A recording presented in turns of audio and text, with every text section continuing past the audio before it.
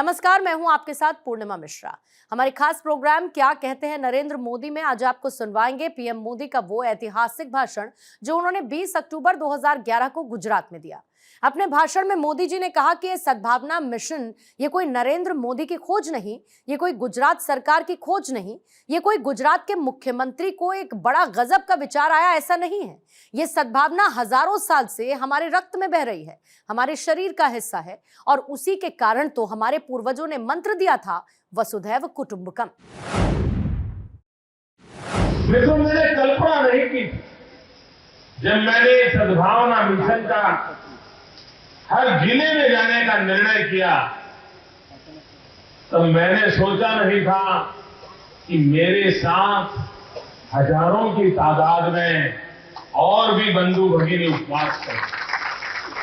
मुझे अभी बताया गया करीब 8,500 लोग यहां ऐसे हैं जिन्होंने आज मेरे साथ उपवास करके इस सद्भावना मिशन को आगे बढ़ाने का संकल्प किया है। ये उपवास का निर्णय करके मेरे इस कार्य में समर्थन करने वाले मैं सभी भाइयों बहनों का अंतःकरण पूर्वक आभार व्यक्त करता हूं। भाइयों बहनों, मैं शाम के समय बहुत विस्तार से मेरा भाषण करने वाला। अभी तो सिर्फ आपका स्वागत करने के लिए मैं खड़ा हूं। एक कार्य को इतना जनसमर्थन हो, इसका कारण क्या है? ये सद्भावना मिशन ये कोई नरेंद्र मोदी की खोज नहीं है, ये कोई गुजरात सरकार की खोज नहीं है, ये कोई गुजरात के मुख्यमंत्री को वन फाइन मॉर्निंग एक बड़ा गजब का विचार आ गया, ऐसा नहीं है।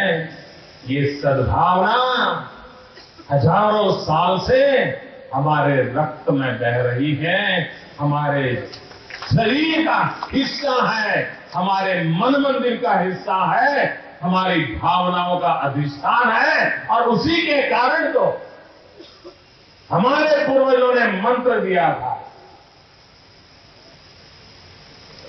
वसुधैव कुटुंबकम का। ये वसुधैव कुटुंबकम का मंत्र भीतर अगर सद्भावना नहीं होती तो कभी जन्म नहीं लेता है। आज हम उस हमारे पूर्वजों के मंत्र को चरितार्थ करने का प्रयास कर रहे हैं, उसको आगे बढ़ाने का सपना लेकर के हम चले। हमारे ही तो पूर्वज थे, उन्होंने एक ऐसा मंत्र दिया था, अगर उस मंत्र को आज दुनिया समझे तो दुनिया में से ये आतंकवाद पूरी तरह खत्म हो जाए। कोई जरूरत न पड़े, सिर्फ उस हमारी भावना को, हमारे उस मंत्र को समझे। हमारे पूर्वजों ने कहा था, एकम सत विप्राहा बहुधा वदंती। सत्य एक है, विद्वान उसको भिन्न भिन्न तरीके से व्याख्यायित करते हैं। अगर इस सत्य को मान लिया जाए तो कौन ऊंचा कौन नीचा ये सवाल ही नहीं खड़ा होगा। तुम इस परमात्मा को मानोगे तभी मोक्ष मिलेगा और उस परमात्मा को मानोगे तो नरक मिलेगा, ये विचार ही नहीं रहेगा। परमात्मा एक है, उसके रूप भिन्न भिन्न होते हैं। कोई मस्जिद में जाके नमाज करता है, कोई गुरुद्वारे में जाकर के ग्रंथ साहब को नमन करता है, कोई अरिहंत को पूजा करता है, कोई पारसी अग्यारी में जाकर के गिरी की पूजा करता है,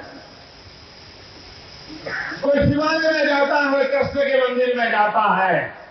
रास्ते कुछ भी हो सकते हैं, लेकिन अंतिम स्थान सबका एक ही है। ये विचार हमारे पूर्वजों ने दिया। हमारे पूर्वजों ने कभी नहीं कहा था कि जब तक तुम वो रास्ता छोड़ करके हमारे रास्ते पर नहीं आते तब तक तुम्हारा कल्याण नहीं होगा। ये विचार कभी इस धरती में पैदा नहीं हुआ। हम वो लोग हैं जो हर विचार का सम्मान करने वाले लोग हैं, हर परंपरा का आदर करने वाले लोग हैं, हर पूजा पद्धति का सम्मान करने वाले लोग हैं, हर ग्रंथ का आदर करने वाले लोग हैं। ये हमारी विरासत है। आज जो गुजरात विकास की ऊंचाइयों पर पहुंचा है, कुछ लोगों को लगता है कि सरकार अच्छी चल रही है इसलिए विकास हो रहा है। कुछ लोगों को लगता है कि भ्रष्टाचार को निकालने में सफल हुए हैं इसलिए लोगों की सेवा हो रही है।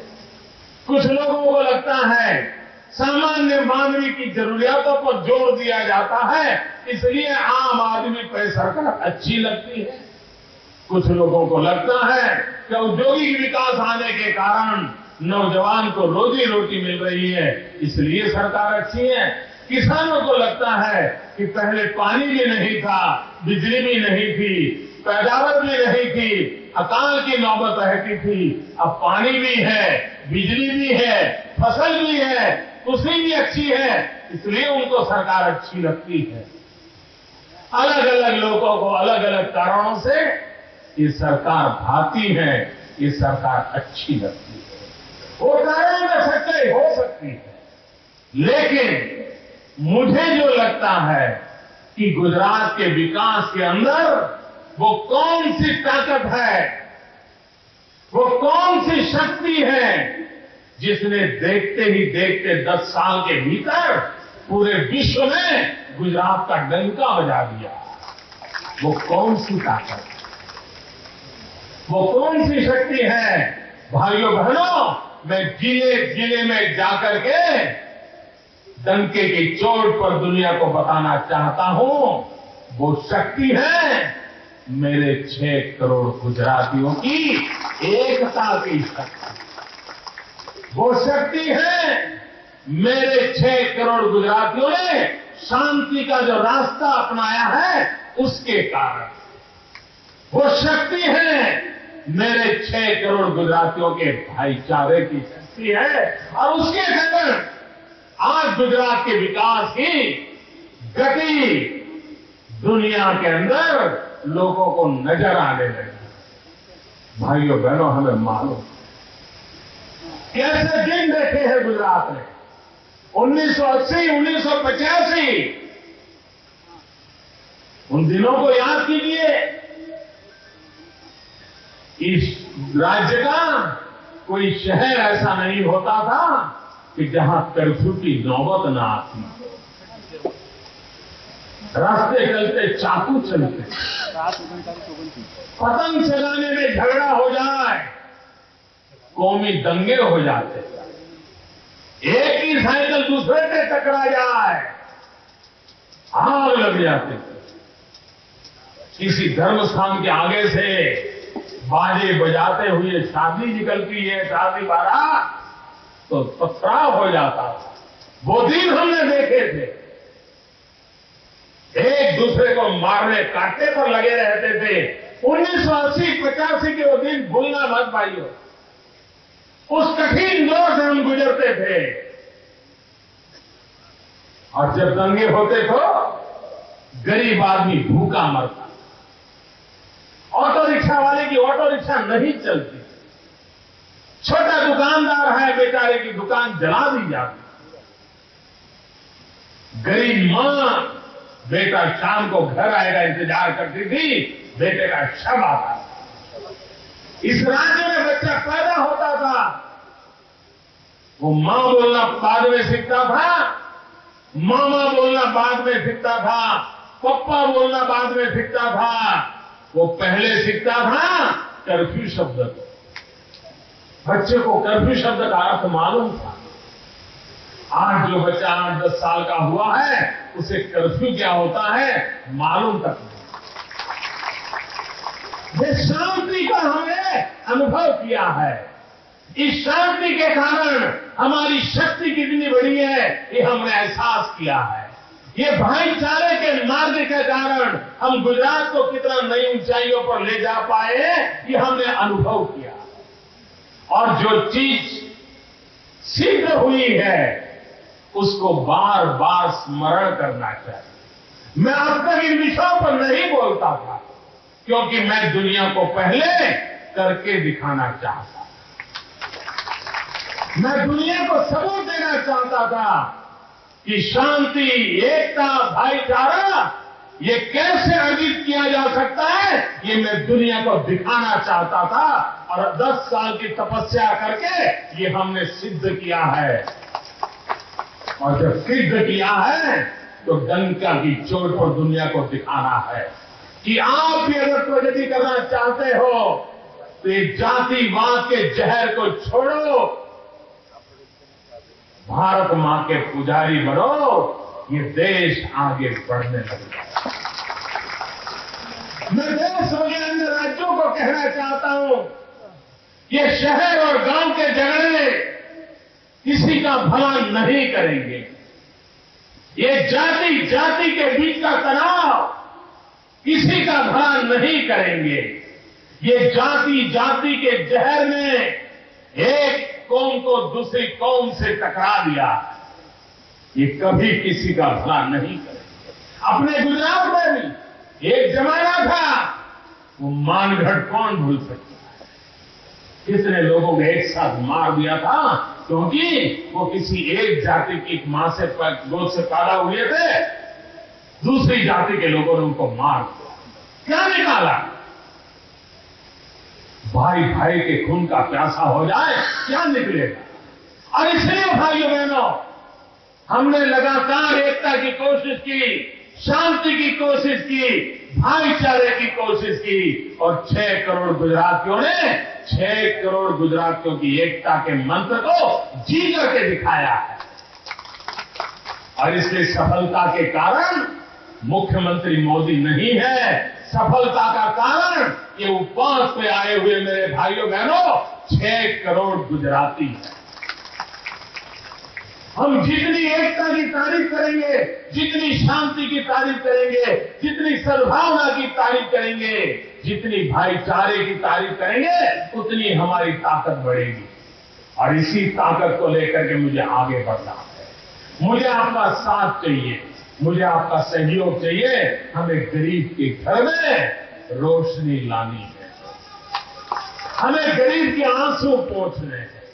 और ये हमारी सद्भावना का असर देखिए। उड़ीसा के अंदर बाढ़ आई, अनेक लोग बाढ़ के कारण तबाह हो गए। जैसे अभी धर्मेंद्र जी प्रधान उड़ीसा की गरीबी का वर्णन कर रहे थे, एक तो गरीबी और ऊपर से आपत्ति का संकट, उन बेचारों का क्या हुआ होगा। कुछ दिन पहले जब ये सारी जानकारियां मेरे पास आई तो मैंने सूरत और हमारे नवसारी के मित्रों को कहा कि हमने भी कुछ न कुछ मदद हमारे उड़ीसा के भाई बहनों को करनी चाहिए। ये हमारा मानवीय कर्तव्य है और यही तो हमारी सद्भावना है। और दूसरा, उड़ीसा के लोग मेरे गुजरात में पसीना बहाते हैं। मेरे गुजरात की समृद्धि में उड़ीसा के भाई आकर के दिन रात मेहनत करते हैं, तो उनके भाई लोग जब परेशान हो तो हमारा भी तो कर्तव्य बनता है। और इसलिए कुछ मात्रा यही के नागरिकों के माध्यम से हमें जो सहाय मिली है, वो आज शाम को हम उड़ीसा में हमारे जो 2 नेता आए हैं, श्री धर्मेंद्र प्रधान जी और बहन सुषमा जी, उनको आज हम अर्पित करने वाले हैं। और करीब 6-7 ट्रक भर करके ये सारा सामान हम उड़ीसा पहुंचाने वाले हैं। और उन्हीं के माध्यम से उन गरीब दुखियारे लोगों तक ये हमारे सद्भावना मिशन का संदेश पहुंचेगा।